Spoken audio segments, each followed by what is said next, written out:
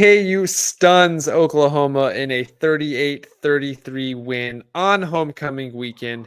And yes, the goalpost did make it to Potter's Lake. JB and I are going to recap this insane game for you and tell you just how KU pulled off one of the biggest upsets in program history. It was good, John. It's your boy JD6 here with my man. Shout out to KC Sports Authority. Make sure y'all go check that podcast out, man. You heard the man.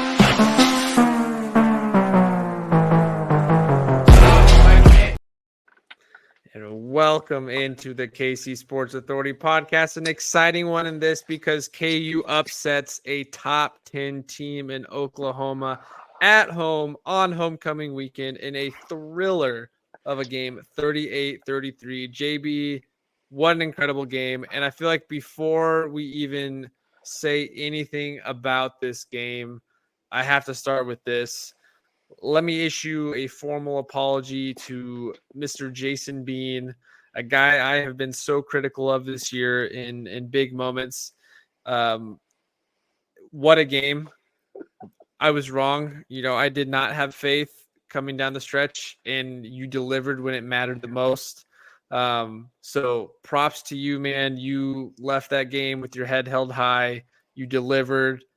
All of Jayhawk Nation is going to remember you forever. Props to you. My apologies. That's where we should start. Jason Bean delivered when it mattered most. Amen, brother.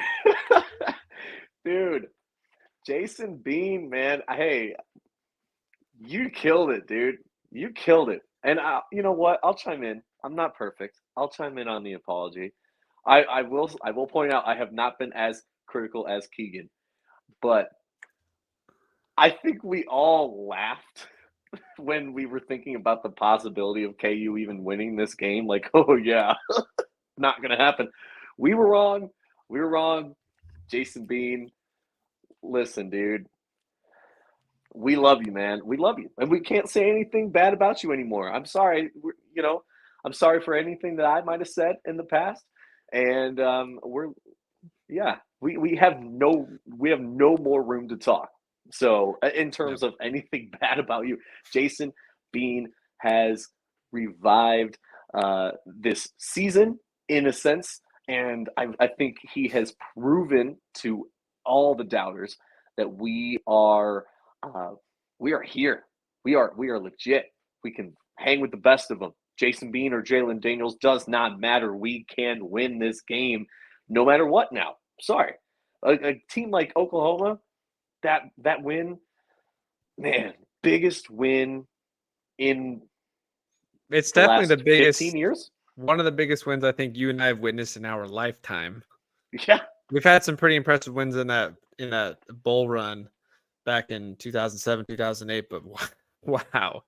I mean, top 10 team in the country. You remember our preview episode. There was not a lot of hope. Derek Johnson was on here too, and he kind of chuckled when I asked him, give us the optimist reason why KU could pull this one out. And honestly, KU did everything they needed to win. We said it was going to be an incredible team effort. We had to force turnovers, had to run the ball, and Jason Bean would have to make big-time plays when it mattered most. And that happened in this game. And I don't even know what to say. It's a couple days after the game, and I'm still at a loss for words. That game was insane. The weather delay to stop things early, was ridiculous. KU starts off with the lead, gets the pick six by Mello Dotson. You almost called the pick six. You said Mello was going to step up huge and get a pick. I don't think we had pick six written down, but steps up huge pick six. KU goes up 14-0 to start the game. All momentum's our way. Of course, Oklahoma gets in. Then we have the hour weather delay, which I was really, really nervous about because it was that's got to kill some momentum. Stands. Oh my gosh! I mean, KU needed it because we had a couple guys dinged up early, and it kind of took the momentum away from Oklahoma. But I think the worry was, were the fans going to show up after the delay? And it was kind of slow to get back in there, and of course, there were a lot of people that didn't come back. You could clearly see that. But wow, what a game! KU comes out on top, 38-33. A weird game. So weird. a good game. Both sides of the ball. I mean, I know we gave up 33 points and let Oklahoma run for like 1 billion yards and 5 touchdowns, but countless key turnovers, big plays defensively, big time runs by Highshaw and Neal, big time throws by Jason Bean, hitting Quentin Skinner down the field, Mason Fairchild down the field, Luke Grimm, that Lawrence Arnold play at the end of the game to get us into touchdown territory was a big time throw. Now, of course, there were plenty of times there were moments that he struggled, but for him to come back in the final moments there and deliver when I gonna be honest, I had no trust in that final drive. The way it was going, I was like, this is here we go. Defense gave us a chance. It's not gonna happen because it's not Jalen Daniels under center, it's the wrong guy. And he had just thrown that pick, and he was hanging his head. He's man, he looked so defeated. And we're looking at the clock like it's a little bit over 2 minutes. We'll get the ball back, I guess. Like, what's going to go down? And we got the ball back. How did we do that? Our defense stepped up, and we got the ball back. And now he's got another chance to prove himself. And yeah, that throw you mentioned to Lawrence Arnold, big time throw, biggest pop of the entire season in the booth. I think so. I think the fans were screaming. The fans that were left, oh man, it was loud. What was you were there at the game in person. What was it like in that kind of really chilly, really cold, drizzly, rainy morning? Oh, it sucked. I'm not gonna lie, it sucked. It didn't look fun from the TV. I'll be honest. It was awful. Okay, so this is what went down, and if anyone follows me on my personal socials, they can fact check me. And I'm not gonna lie, I did actually leave the game after the weather delay. I'll explain what's going on. So, like, essentially, I bring my wife to the game, and we get to our seats, and it was everything was fine until it started to drizzle a little bit, and I'm fine. It's cold. There's a little bit of a drizzle, but I'm fine. I've got the layers. I'm prepared. But it started to really come down, and we didn't come prepared with ponchos, and we didn't have any, like, we don't like sitting in the rain. Who likes sitting in the rain? So the rain starts coming down, and the delay starts. We ended up hanging out during the delay. Once the delay was over with, we go back to our seats, and the rain was coming down even harder than it was before the delay began. And by the way, the delay, everyone having to leave their seats at the same time caused a backup so bad that you almost spent the entire delay itself just trying to get out and get out to the concession stands. I think by that time also Oklahoma was coming back. We had started up 14-0. We were doing great, and then Oklahoma was knocking on the door of tying the game. They tied it right after I think the delay concluded, and I turned to my wife and I'm like, do you just want to go? And it wasn't like I feel defeated, I want to leave. It was, I know that we just hate standing here in the rain, and you gotta keep the wife happy. So we left, but we continued to watch. To give you credit, JB does always have the good excuse right now of he has a pregnant wife. So you do what you need to do for your pregnant wife. And I'm sure she does not want to sit out there miserable in the cold, wet rain. I didn't want to sit out there in the cold, miserable rain, and I didn't go. And I'm really pissed that I didn't go because I should have. But totally understandable. So, yeah, she was being a excellent. Trooper, but we ended up we headed out, but we continued the party at Wade and Larry's in Lawrence. So, which was a phenomenal environment to watch the game, by the way. It was so cool. I mean, just everyone there was so into it. But it was a great experience, and she had munchers for the first time. It was amazing. But that game best spot in Lawrence. Oh yeah, hands down. No, the game. I saw the whole thing. I still saw the whole thing. I really, you talk about a game that was just a roller coaster of emotions, because at first, we're riding high, we're 14-0, and then it's kind of a reality check. We let them back in, And man, that weather delay, that really scared me. I thought we were going to absolutely just get all of our energy just drained from us in that weather delay. But I think it did the opposite. I think it helped keep us locked in the grand scheme of things. We came out with a dub, so that's what matters. An incredible game all around. Lots of back and forth. Defense showed up huge when it needed to. Of course, that Mello Dotson pick six. Kenny Logan was all over the field getting tackles left and right. Austin Booker got in the backfield again with another sack. Jeremy Robinson was all over. There were just some really crucial key stops defensively. On the special team side of, we have a couple more issues there, but again, it was rainy, wet, and cold, so I don't blame him too much. Seth Keller getting the field goal blocked, and then Trevor Wilson bobbling it. But again, cold, wet, and rainy, that ball's hard to catch. Wilson just took his eyes off the ball for a second while he was trying to make his move. Offensively, though, Bean, he struggled. He didn't have a lot of clean throws. Again, we saw that Jason Bean decision-making pop up. And we talked about it on our pre-game episode, and I talked about it all day with other people. You kind of get what you get. You get the highs and you get the lows. It's a roller coaster with Bean, and as long as you finish on top at the end, that's all that matters. And of course, he did.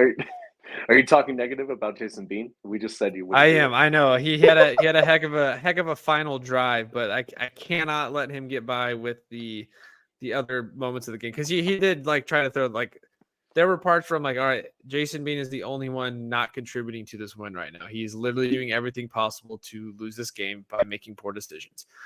Keegan had a big time run touchdown, which was incredible, massive play. It's the constant back and forth swinging of a pendulum that I do not understand with him. But again, I don't want to talk bad about it because he finished on a high, and that's all that matters. Offensively, though, Devin Neal and Daniel Highshaw, again, an insane tandem. They're, I think, the best 1-2 punch in the nation. Devin Neal has an incredible game. Highshaw gets 2 scores. Neal with the score at the end. If you guys pay attention to my preview, I said every single game I basically put something on Highshaw and Neal as a TD parlay, and of course it hit. But just an impressive game. Quentin Skinner had that insane catch down the field where he went out of bounds. Reestablished himself, caught it on the sideline, big time. He seems to make one of those plays once a game. Mason Fairchild coming up huge down the middle of the field. And there was a lot of excitement in this game. So what are some of your takeaways or the moments that stood out most to you that helped to secure this massive victory? Man, gosh, feels like so many, but yeah, I think setting the tone early, Mello Dotson, man, that pick six was everything we needed to start off that game. Perfect execution on the read. Especially because we didn't get to start with the ball, or I'm sorry, we did start with the ball. We didn't get to defer. Whenever you lose the coin toss, I don't know why, but it makes me kind of cringe a little bit. Like, oh no, the game's already not going the way we want to.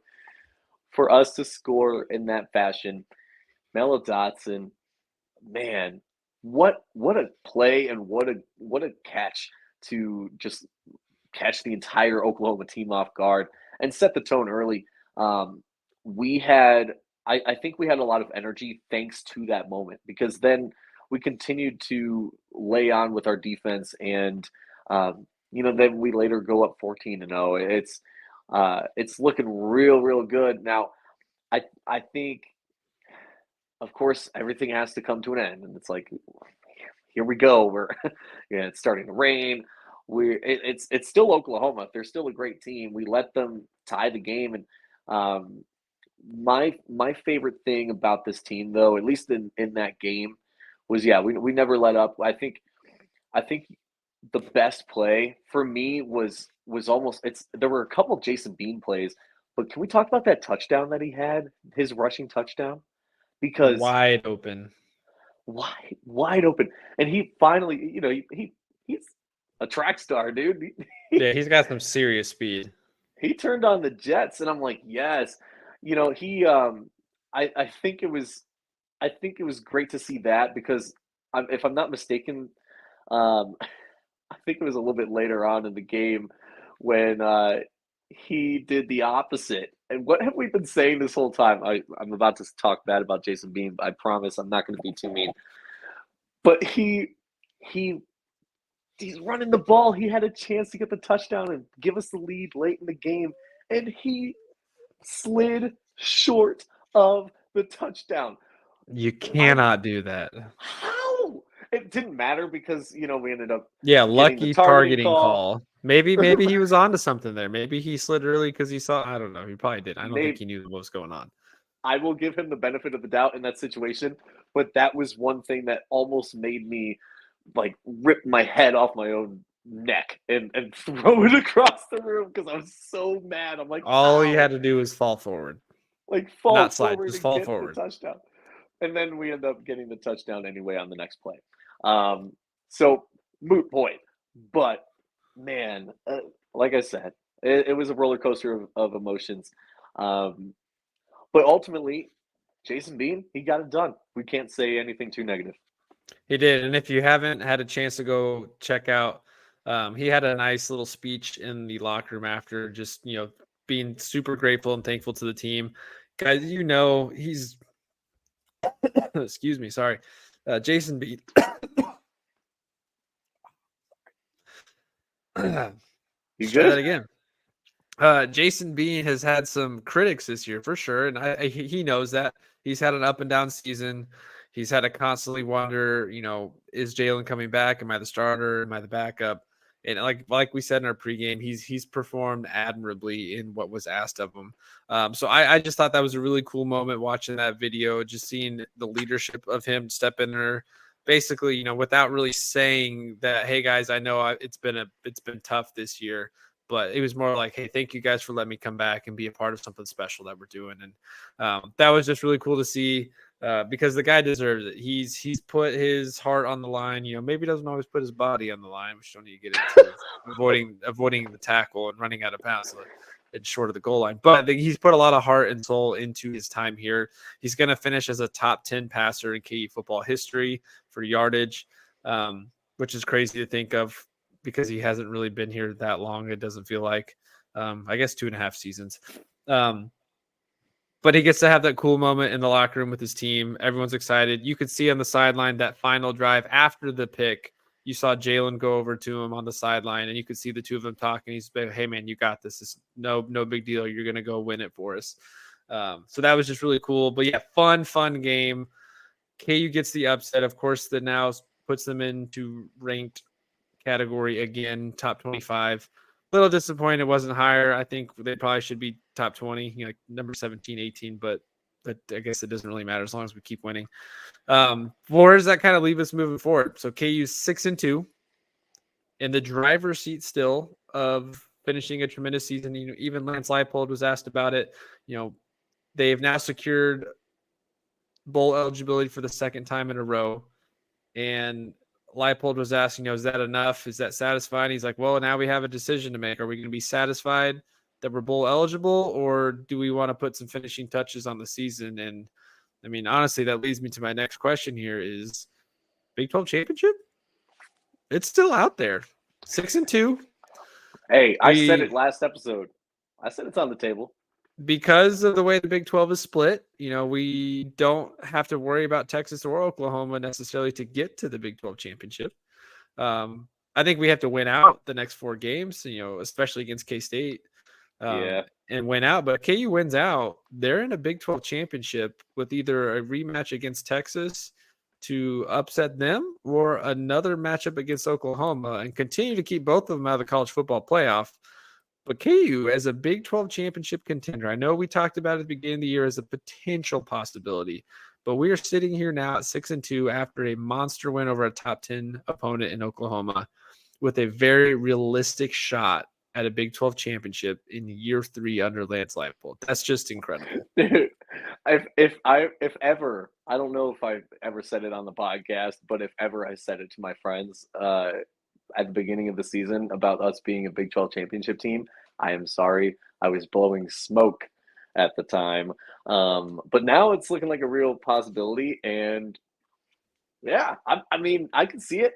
We've got a light schedule now, kind of. If you look at it, I mean, well, Iowa State's getting right They're Iowa getting State is better. getting So right. that's gonna be a tough. And of course, we'll try and preview that later in the week. But at Iowa State this weekend is going to be a tough environment against a team that is improving. Here's the issue. Now that we've beaten Oklahoma, we are now expected to beat everybody. Correct. Plain and simple. I mean, it doesn't matter. Home, road game, doesn't matter. We beat Oklahoma. We can beat anybody in the country. We can certainly beat anybody in the Big 12. Iowa State on the road should not be scary if we can beat Oklahoma. It's like, if you're ever scared, just look back to this game. Hey, did we beat Oklahoma or not? Yes, we did. So I'm so optimistic now that every one of these games is winnable. Yes, at Iowa State is a little scary. Texas Tech, not worried. K-State, I'm not going to lie, I'm a little bit worried, but yeah, it should be a fun one. But yeah, we absolutely should win. We can trounce them. The way that we destroyed Oklahoma, we can do it. We didn't destroy them. I'm just a hyped up KU fan trying to be excited about the remainder of the season because I think Cincinnati's going down. I'm looking at this like, man, 9-3 is kind of like the new expectation. Here's what's Nothing really less. wild though. Since we beat Oklahoma, had we done what we should have and beaten Oklahoma State, we'd be sitting here at 7-1, borderline top 12 team in the country, with honestly a small outside chance at a college football playoff. That's crazy. I mean, nobody would have guessed that. And that is literally a realistic opportunity had we beaten Oklahoma State. And again, you think maybe if Jalen played in that Texas game, how ridiculous would it be to sit here being 8-0? Now, of course, can't think like that because it's over, and we hope Jalen continues to get better. Sounds like he's getting closer. Maybe, I don't know, who really knows. I know we do need him if we want to really continue doing what we need to do to win games. But Jason Bean, man, he's fully capable. You delivered, and that's all that matters. Any final thoughts on this game before we get out of here? Shout out to Daniel Highshaw again. Gosh, he just keeps putting the team on his back, man. He's an Oklahoma kid that didn't get any kind of offer from Oklahoma, and he just proved that he's better than both of Oklahoma's running backs. So this kid, yeah, did you see? I think, gosh, I can't remember which podcast it was in now. It might have been Locked On Oklahoma or something. They were talking about KU's running backs and like, how does KU have two running backs that are better than our running? And again, Oklahoma's their starting running back was out, but their backup did just fine. But they were like, how on earth does KU have the two best running backs in the Big 12? Like how do they have the two best, not just the one best, but the two best running backs? People don't realize we are here. We are here. KU's here. This is a new era of Kansas football that we are in the middle of, and it is continuing on the up and up. Leipold and Travis Goff are doing something incredible with this program, and it's just going to continue to get better from here. Recruitment's going to pick up. We've got the stadium renovations happening here soon. KU, K-State coming in a few weeks. Sunflower Showdown might be one of the most entertaining Sunflower Showdowns in years. And KU, again, has an outside shot at a Big 12 championship appearance. So continue to support them. Be excited about them. Let's continue just having fun with the rest of the season. Before we get out of here, just remember some of the other stuff you guys can check out on the podcast. And, of course, you can find us over on Spotify and on YouTube. Please make sure you hit that subscribe button and continue to support all the fun we're doing. But we've got the guys. Yes, please tell your friends too. And for all you Chiefs fans, make sure you're checking out the Aftermath, which you can find here on the podcast. You can find all of their episodes on our Spotify, their Spotify, as well as our YouTube page. You can hit them up on Twitter at Aftermath_KC. Chris and CJ do a lot of great things for Chiefs content, which is why we brought them on. I'm on with them from time to time. Chris is on with us from time to time for KU. So please check them out and support them, especially here on YouTube. We would love to continue seeing the Chiefs content up our viewership. And then, guys, it's basketball season. So what's coming up next? After you watch this, you'll have probably a Chiefs episode to check out. But coming later this week, we've got Kansas basketball. Yeah, buddy. Preseason. We've got our preseason episode coming out. We're going to have 2 for you. First one's going to kind of be a snapshot look at the season as a whole, go through the schedule, talk about the roster, preseason expectations, that kind of thing. And then part 2 is going to be a dive into the minutes and rotations. Maybe there's a little bit we can take from the 2 exhibition games to kind of speak into that, but we'll look into rotations, minutes, and kind of dive in further into statistics and expectations there. So again, you want to be subscribing to the podcast. You want to hit us up on Twitter, Facebook, Instagram, TikTok, at KCSA Pod, so you can stay up to date with everything that's coming. Because now that it's basketball season, the content is just going to be rolling out consistently, weekly, lots and lots of it. So be sure to check us out. And again, thank you guys for joining us. And as always, rock chalk. Rock chalk.